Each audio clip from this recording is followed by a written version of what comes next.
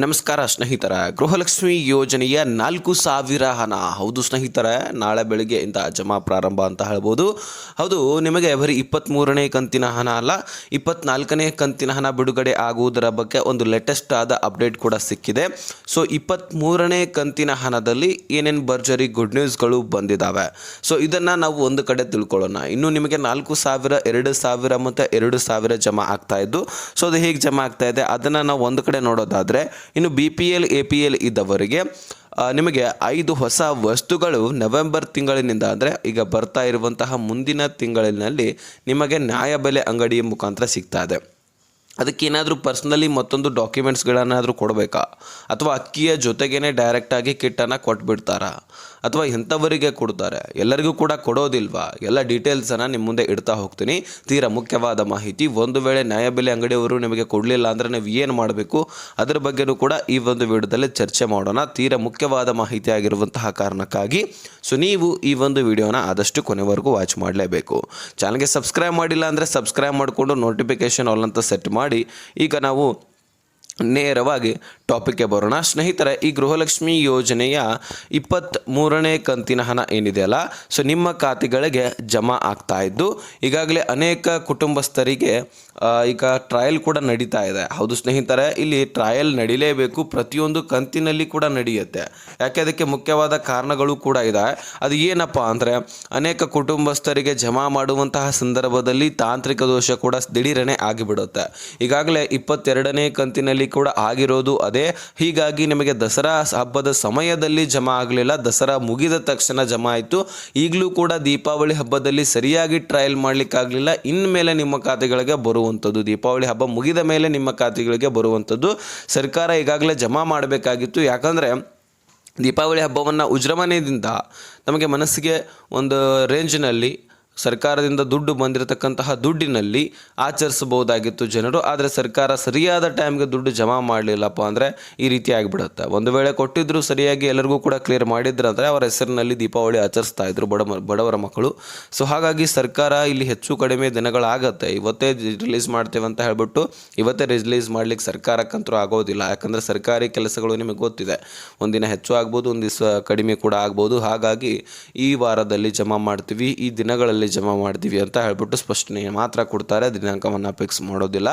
ಈಗ ಈ 23ನೇ ಕಂತಿನ ಹಣ ಈಗ ನಿಮಗೆ ಟ್ರಯಲ್ ಕೂಡ ನಡೀತಾ ಇದೆ. ಅಲ್ಲಿ ಏನಾದರೂ ತಾಂತ್ರಿಕ ದೋಷ ಕಂಡು ಬಂದಿದ್ದೆ ಆದರೆ ಮತ್ತೆ ಡಿಲೇ ಆಗುವಂತಹ ಸಾಧ್ಯತೆ ಇದೆ ಅಂತ ಹೇಳ್ಬಿಟ್ಟು ಮಹಿಳಾ ಮತ್ತು ಮಕ್ಕಳ ಕಲ್ಯಾಣ ಇಲಾಖೆ ಸ್ಪಷ್ಟನೆಯನ್ನು ಕೊಟ್ಟಿರ್ತಕ್ಕಂಥದ್ದು. ಆಲ್ಮೋಸ್ಟ್ ಈಗ ಟ್ರಯಲ್ ನಡೀತಾ ಇದೆ. ಅಲ್ಲಿ ಯಾವುದೇ ರೀತಿ ತಾಂತ್ರಿಕ ದೋಷ ಅಂತೂ ಸದ್ಯಕ್ಕೆ ಕಂಡು ಬಂದಿಲ್ಲ, ಕಂಡು ಬರೋದಿಲ್ಲ ಅನ್ನಿಸ್ತಾ ಇದೆ. ಹಾಗಾದರೆ ನಿಮ್ಮ ಖಾತೆಗಳಿಗೆ ಸ್ಪೀಡಾಗಿ ಇನ್ಮೇಲಿಂದ ಜಮಾ ಆಗುವಂಥದ್ದು. ಇನ್ನು ಹೆಚ್ಚಾಗಿ ಬೆಂಗಳೂರು ನಗರಕ್ಕೆ ಆಗಿರಲಿ, ಬೆಂಗಳೂರು ಗ್ರಾಮಾಂತರಕ್ಕಾಗಿರಲಿ, ಬೆಳಗಾವಿಗಾಗಿರಲಿ, ವಿಜಯನಗರಕ್ಕಾಗಿರಲಿ, ಧಾರವಾಡಕ್ಕಾಗಿರಲಿ, ಉತ್ತರ ಕನ್ನಡ ಯಾದಗಿರಿಗಾಗಿರಲಿ, ದಕ್ಷಿಣ ಕನ್ನಡ ದಾವಣಗೆರೆಗಾಗಿರಲಿ, ಇಂತಹ ಕೆಲವೊಂದಿಷ್ಟು ಜಿಲ್ಲೆಗಳಲ್ಲಿರ್ತಕ್ಕಂತಹ ಮಹಿಳಾ ಫಲಾನುಭವಿಗಳಿಗೆ ದುಡ್ಡು ಜಮಾ ಆಗುವಂಥದ್ದು. ಸೊ ಸಾಕಷ್ಟು ಫಲಾನುಭವಿಗಳು ಕಾಯ್ತಾ ಇದ್ದಾರೆ, ಇಂದು ಜಮಾ ಆಗುತ್ತೆ, ನಾಳೆ ಜಮಾ ಆಗುತ್ತೆ ಅಂತ ಹೇಳ್ಬಿಟ್ಟು. ಒಟ್ಟಾರೆಯಾಗಿ ಈ 23ನೇ ಕಂತಿನ ಹಣ ಅಂತೂ ಈ ಅಕ್ಟೋಬರ್ ತಿಂಗಳಲ್ಲಿನೇ ಪ್ರಾರಂಭವಾಗುವಂಥದ್ದು. 23ನೇ ಕಂತಿನ ಹಣ ಅಂದರೆ ಯಾವ ತಿಂಗಳಂತ ಅಂದ್ಕೊಂಡಿದ್ರಿ? ಜುಲೈ ತಿಂಗಳ ಹಣ ಅಲ್ಲ, ಇದು 22ನೇ ಕಂತಿನ ಹಣ ಜುಲೈ ತಿಂಗಳ ಹಣ. 23ನೇ ಕಂತಿನ ಹಣ ಅಂದರೆ ಆಗಸ್ಟ್ ತಿಂಗಳ ಹಣ ಆಗಿರುತ್ತೆ. ಇನ್ನು ಸೆಪ್ಟೆಂಬರ್ ತಿಂಗಳ ಹಣ ಅಂದರೆ 24ನೇ ಕಂತಿನ ಹಣ, ಅದನ್ನು ಕೂಡ ಹಾಕ್ಕೊಡ್ಬೇಕು. ಟೋಟಲ್ 23, 24 ಈ ಅಕ್ಟೋಬರ್ ತಿಂಗಳಲ್ಲಿ ಕೂಡ ಕ್ಲಿಯರ್ ಮಾಡಬೇಕಾಗಿತ್ತು, ಆದರೆ ಆಗಲಿಲ್ಲ. ಇನ್ಮೇಲೆ ಈಗ ಅಕ್ಟೋಬರ್ ಕೂಡ ಮುಗಿಲಿಕ್ಕೆ ಬಂತು, ನವೆಂಬರ್ ಸ್ಟಾರ್ಟ್ ಆಯ್ತಪ್ಪ ಅಂತ ಅಂದ್ಕೊಳ್ಳಿ. 23, 24, 25 ಹೌದು ಆಗಸ್ಟ್ ತಿಂಗಳದು, ಸೆಪ್ಟೆಂಬರ್ ತಿಂಗಳದ 24ನೇ ಕಂತಿನ ಹಣ, ಅಕ್ಟೋಬರ್ ತಿಂಗಳದ 25ನೇ ಕಂತಿನ ಹಣ ನವೆಂಬರ್ ತಿಂಗಳಲ್ಲಿ ಹಾಕ್ಕೊಡ್ಬೇಕಾಗತ್ತೆ. ಯಾಕಂದರೆ ಸರ್ಕಾರವೇ ಹೇಳಿದೆ, ಒಂದು ತಿಂಗಳು ಸರ್ಕಾರಿ ನೌಕರಿ ಹೇಗೆ ವೇತನ ಜಮಾ ಆಗ್ತಿರುತ್ತೆ ಹಾಗೆ ನಾವು ದುಡ್ಡನ್ನು ಜಮಾ ಮಾಡ್ತಾ ಇರ್ತೀವಿ. ಈಗ ಸರ್ಕಾರಿ ನೌಕರಸ್ಥರು ಹೇಗೆ ಒಂದು ತಿಂಗಳು ದುಡಿಮೆ ಮಾಡಿ ಮತ್ತೊಂದು ತಿಂಗಳಲ್ಲಿ ದುಡ್ಡನ್ನು ಪಡ್ಕೊಳ್ತಾರೆ, ವೇತನವನ್ನು ಪಡ್ಕೊಳ್ತಾರೆ. ಈಗ ಇದೇ ತಿಳ್ಕೊಳ್ಳಿ, ಈಗ ಸರ್ಕಾರಿ ನೌಕರಸ್ಥರು ಏನು ಮಾಡ್ತಾರೆ, ಈ ಅಕ್ಟೋಬರ್ ತಿಂಗಳಲ್ಲಿ ಪೂರ್ತಿಯಾಗಿ ದುಡಿಮೆ ಮಾಡ್ತಾರೆ, ನವೆಂಬರ್ನಲ್ಲಿ ಸ್ಟಾರ್ಟಿಂಗ್ನಲ್ಲಿ ವೇತನ ಜಮಾ ಆಗುತ್ತೆ. ಈ ರೀತಿಯಾಗಿ ಅವರ ದುಡ್ಡು ಜಮಾ ಆಗುವಂಥದ್ದು. ಸೊ ಅವರ ವೇತನ ಜಮಾ ಆಗ್ತದಲ್ಲ, ಹಾಗೆ ಈ ಗೃಹಲಕ್ಷ್ಮಿ ದುಡ್ಡು ಜಮಾ ಆಗುವಂಥದ್ದು ಅಂತಕ್ಕಂತಹ ಸ್ಪಷ್ಟನೆಯನ್ನು ಸಚಿವೆ ಲಕ್ಷ್ಮೀ ಹೆಬ್ಬಾಳ್ಕರ್ ಮೇಡಮ್ ಅವರು ಕೊಟ್ಟಿದ್ದಾರೆ. ಸೊ ಹಾಗಾದರೆ ಸ್ನೇಹಿತರೆ, ಒಟ್ಟಾರೆಯಾಗಿ 23ನೇ ಕಂತಿನ ಹಣ ಜಮಾ ಆಗಿ ಕ್ಲಿಯರ್ ಆದ ಬಳಿಕ ನಿಮಗೆ 24ನೇ ಕಂತಿನ ಕೂಡ ರಿಲೀಸ್ ಮಾಡಿ ಕೊಡ್ತೀವಿ ಅಂತಕ್ಕಂಥ ಆಶ್ವಾಸನೆಯನ್ನು ಕೊಟ್ಟಿದ್ದಾರೆ. ಸೊ ಇದು ಹೇಗಾಗುತ್ತೆ ಅಂದರೆ ನವೆಂಬರ್ ಈ ಒಂದು 10ನೇ ತಾರೀಕುವರೆಗೂ ಕೂಡ ಈ 23ನೇ ಕಂತಿನ ಹಣ ಬರಬಹುದು. ತದನಂತರ 24ನೇ ಕಂತಿನ ಹಣ ಅಂದರೆ ಸೆಪ್ಟೆಂಬರ್ ತಿಂಗಳ ಹಣವನ್ನು ರಿಲೀಸ್ ಮಾಡುವಂತಹ ಸಾಧ್ಯತೆ ಇದೆ ಸ್ನೇಹಿತರೆ. ಇನ್ನು ಈ ಗೃಹಲಕ್ಷ್ಮಿ ಯೋಜನೆ ಬಗ್ಗೆ ಕ್ಲಾರಿಟಿ ಸಿಕ್ಕಿದ್ರೆ, ಇನ್ನು ಈ BPL ಹಾಗೂ APL ರೇಷನ್ ಕಾರ್ಡ್ ಇದ್ದಂಥವರಿಗೆ 5 ಹೊಸ ವಸ್ತುಗಳನ್ನು ಕೊಡ್ತಾ ಇದ್ದಾರೆ ನವೆಂಬರ್ ತಿಂಗಳಿನಿಂದ.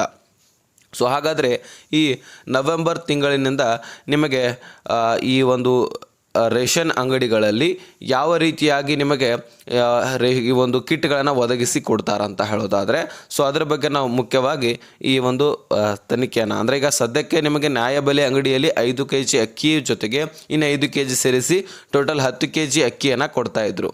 ಸೊ ಆದರೆ ನಿಮಗೆ ಈಗ ಸರಿಯಾದ ಒಂದು ಅಕ್ಕಿಯನ್ನು ಈಗ 5 kg ಮಾತ್ರ ಕೊಡ್ತಾ ಇದ್ದಾರೆ.